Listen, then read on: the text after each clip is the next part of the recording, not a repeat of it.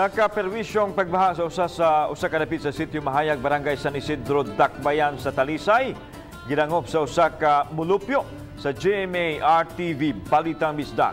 Ang report ni Femery Dumabok. Sa gipadala nga video, wanay makita nga kaagian sa sitio Mahayag kay gibahaan ang ilang agianan. Matod sa reklamante nga pipila ka adlaw na nilang giantos sang putanan sa kanunay pag-uwan-uwan.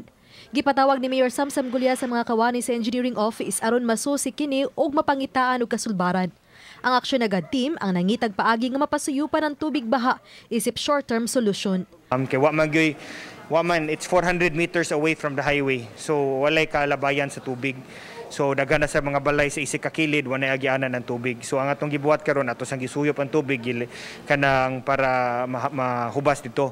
Ang buhaton na lang dito, engineering is there, paimuanan ako program na naay murag successful. Samtang kanunay usab ang ilang pagpanglimpyo sa mga kanal sa naglain-laing barangay aron pagminos pa sa masinating pagbaha.